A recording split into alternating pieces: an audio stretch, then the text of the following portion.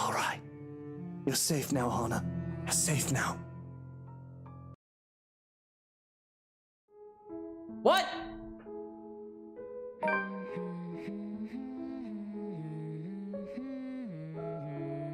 Alright. Well, we are now with Zachary.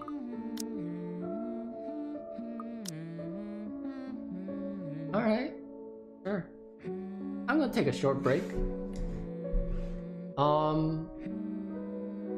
Yeah, I'm gonna take a short break. I'll be back in another minute. I'm gonna grab some more tea. And I totally forgot about me boiling water. Whoops! Alright, well anyways, I'm gonna grab a fresh pot of tea. And so that'll probably take another minute or so. But yeah, I'll be right back. Enjoy this soothing ambience, I guess.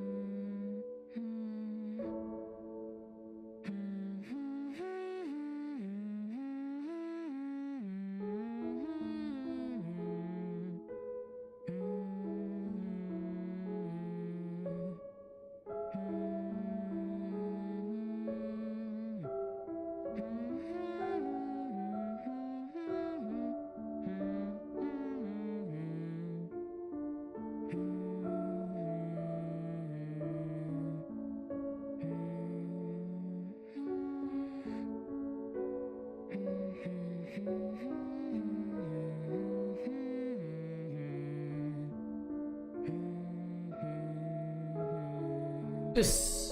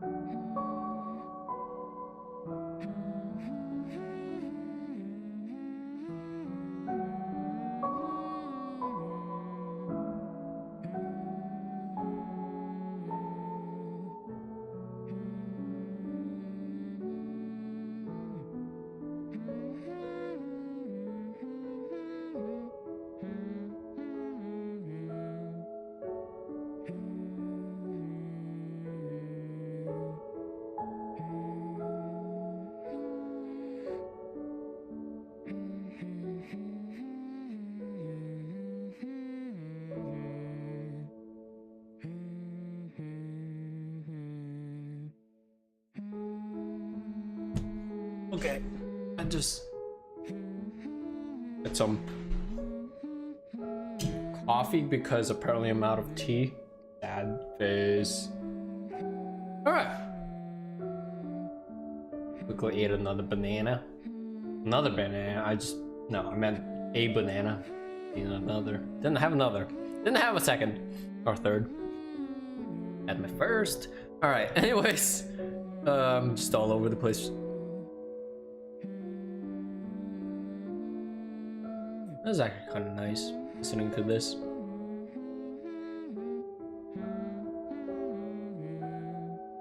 Alright. So we are now at Zachary's thing.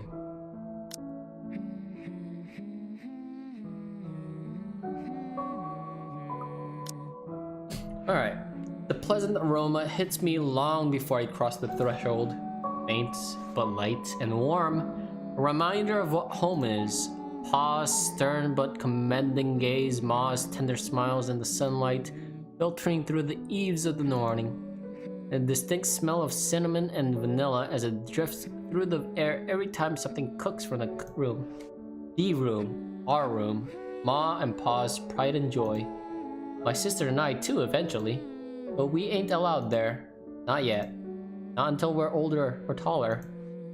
Not until we've learned how to take care of ourselves and not burn our hands or reach the cupboards without having to be lifted. But a little peek wouldn't hurt, yeah? Floorboards are cold under my feet more than usually is. The wall is more forbidding than what I'm used to be. Farther and farther the room goes. Ma's singing ceases and Pa... Oh, please wait! I'll be good. I'll sleep on time. Don't go! I can't hear Pa. Not above the raucous clanging and the deafening roar of gunshots, nor the screams and replacing the comforting, soft melodies. There's a blinding fear. My foot slips. The red sea that catches me is bitter and frigid, but the blood that drips in my hand is warm, warm, warm. It ain't my blood. Walls tumble and everything goes quiet.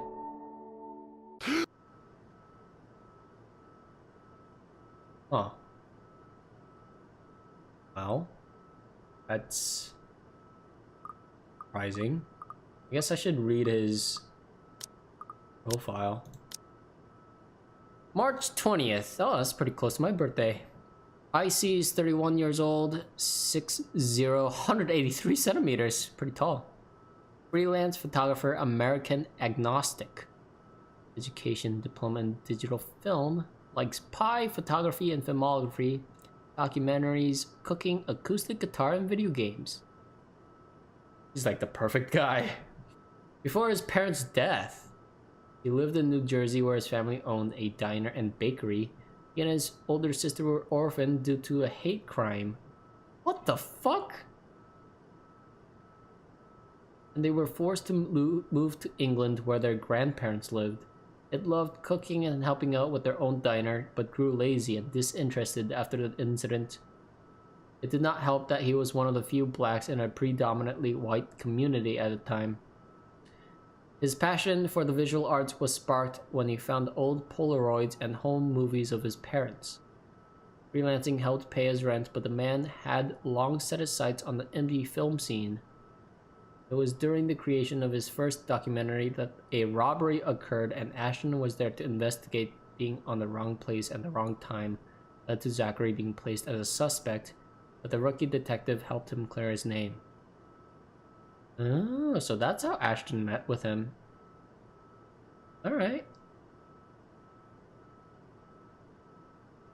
Huh. Wow, this...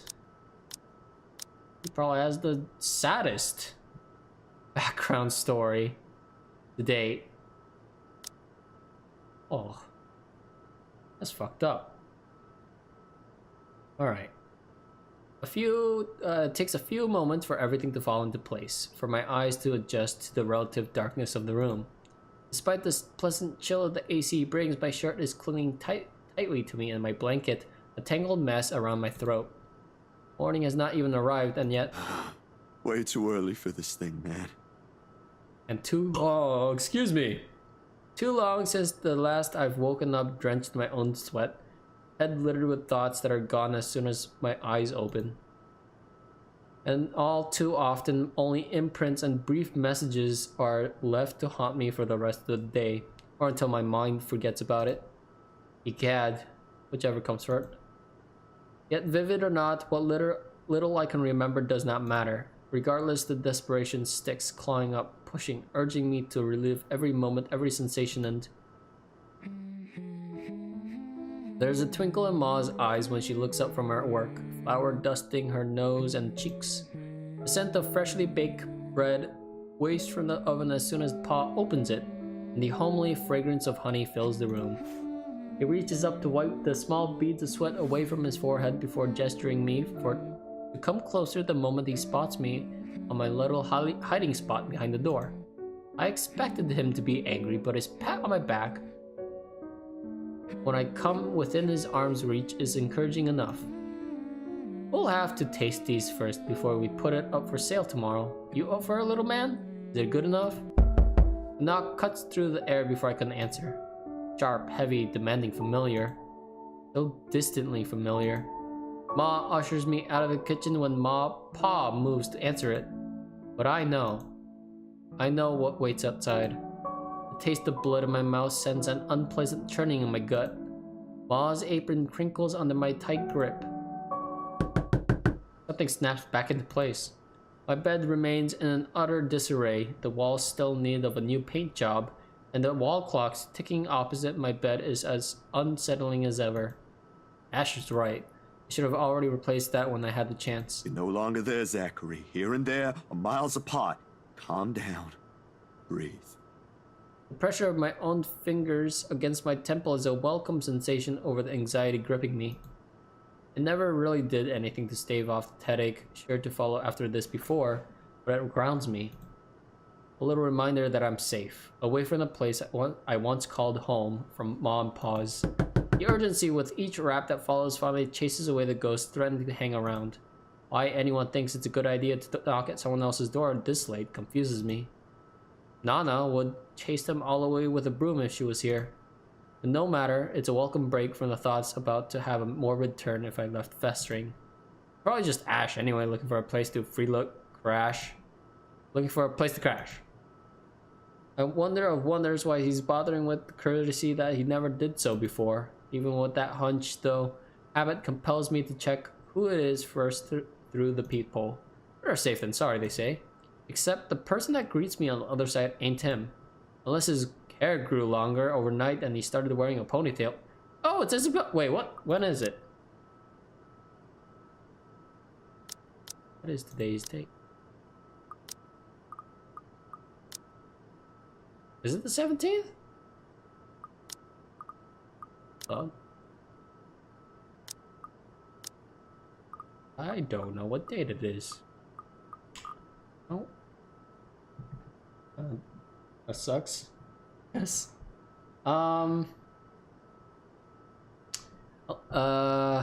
Which I highly doubt will happen anytime soon, no matter how funny that looks in my head. I waste no time opening the latches. Isabella, it's late. There's something I can't quite pinpoint in her eyes when she looks up. Her face is a pallid shade, shoulders tense, breathing heavy, and an uncontrollable shaking in her hands when she's trying to hold back. I'd if I didn't know any better. Hey, Zach. Sorry, I know it's weird for me to show up at this hour, but you were the closest to my office, and... Oh, is this after what happened in the office with the weird ghost lady? No. It's perfectly fine. I'm not really working on anything right now. Do you want to come in? Is it all right?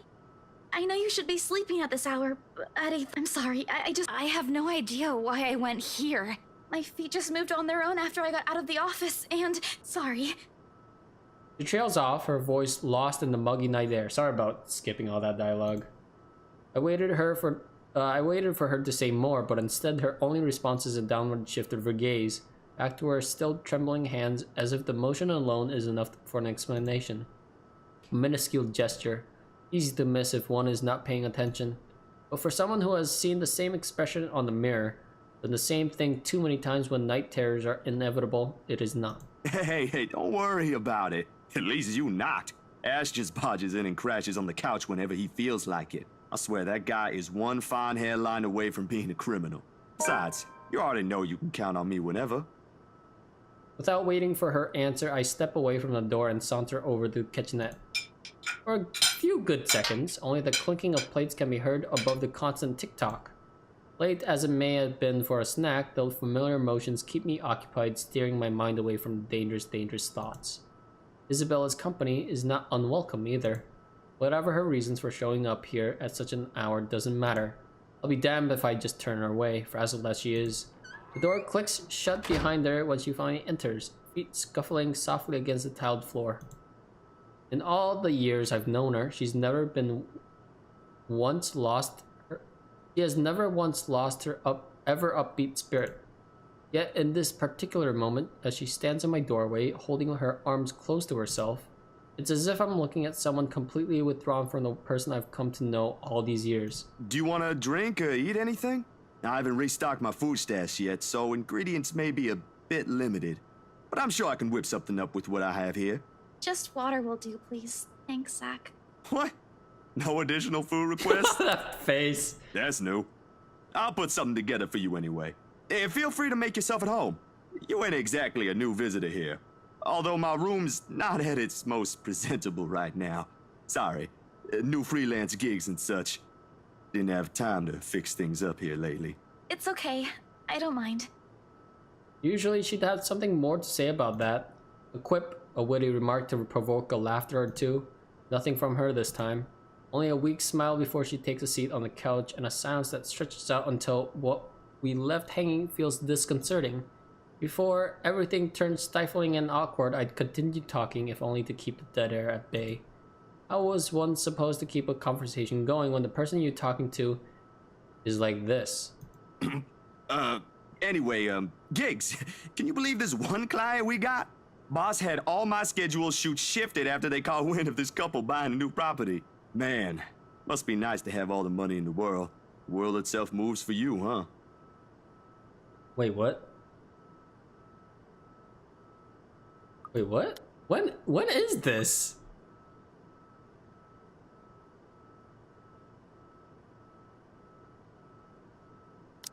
What is today's date?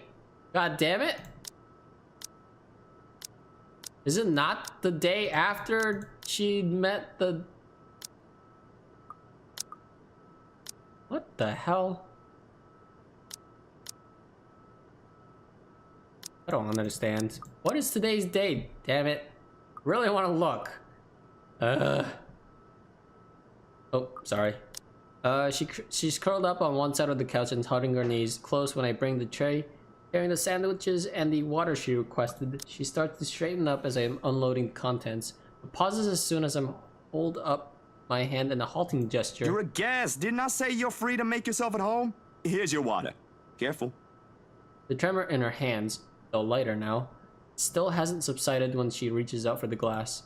I give her a questioning look, but she is quick to avert her eyes, keeping herself occupied by taking small gulps of water. Or maybe she just doesn't want me asking questions, worrying. This sudden loss for words, this bout of quiet not normally present in our chats. Even the creaking of the old chair when I usually casually take the seat is a welcome break. Although the company's familiar, this has gone way past unnerving. What happened? Overtime at work? She doesn't answer immediately. Another gulp drains her glass of its remaining contents. One would think it will be enough to help her recover, but yet she still doesn't lose her taut grip on the glass as she cradles it on her lap. Her eyes take an unfocused gaze when she speaks again. Yeah, boss handed me extra work today. After what happened to Rose. Oh, so this is after what happened to Rose. Gotcha. So what happened then? Oh, so yes, this is after she met crazy ghost lady in the office.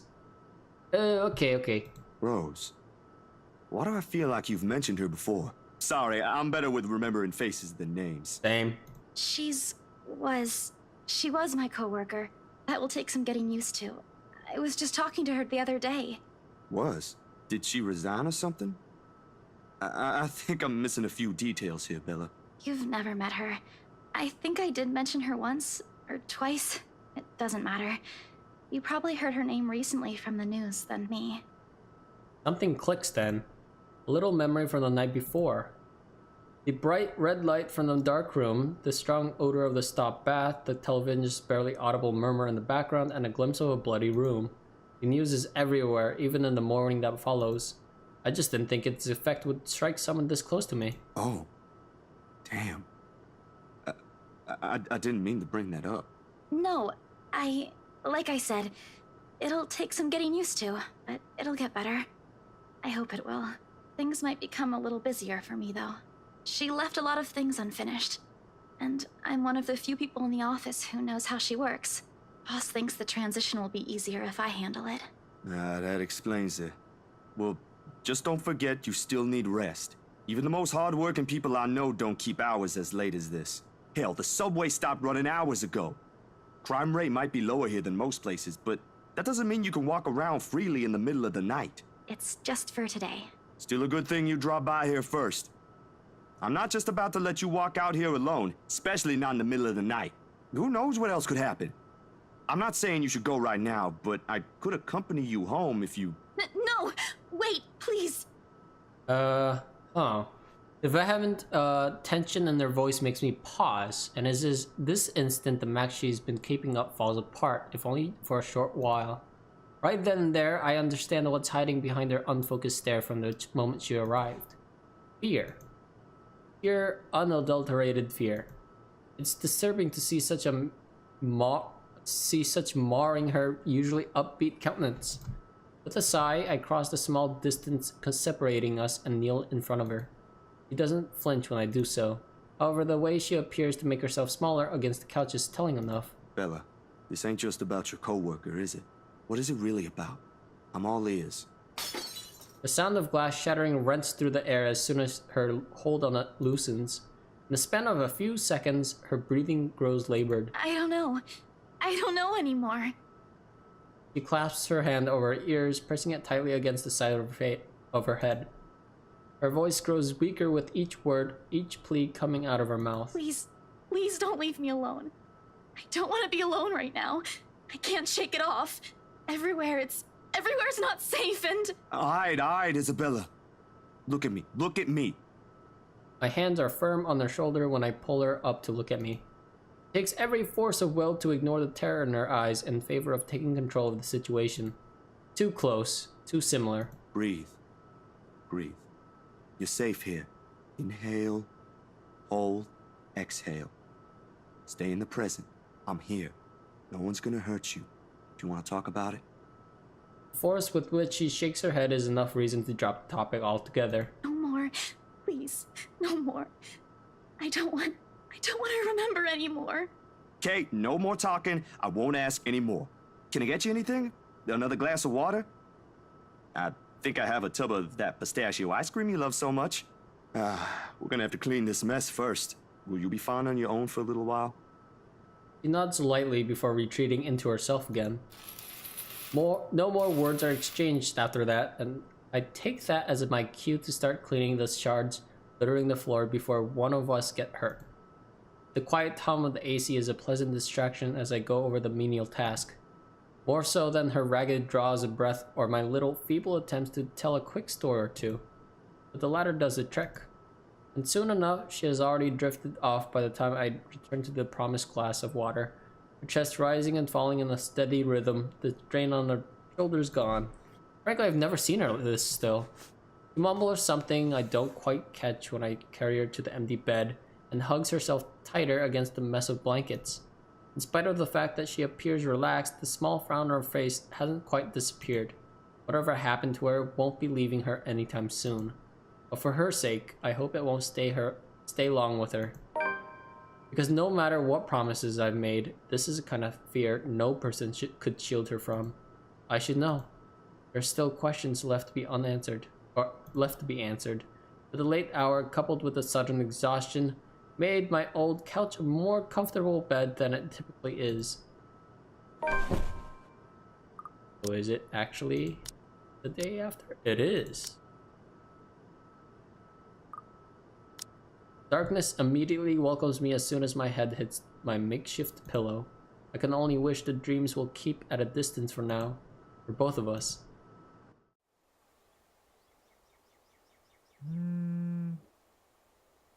Alright, I'm gonna end it here. Hope you enjoyed this. I'll probably be splitting this into parts. Mainly to sort of like section these off better. And yeah, that was a good chunk of session. Oh boy, that was a lot to take in, especially for Zach. Wow, that's totally fucked up. Even like I felt like Zach was the most like put together mentally and physically, but now it seems like everyone's just a mess.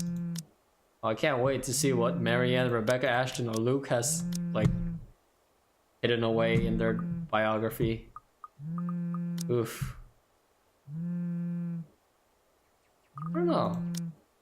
I think I'm more interested in Ashton and Luke because there hasn't been a lot of information with them.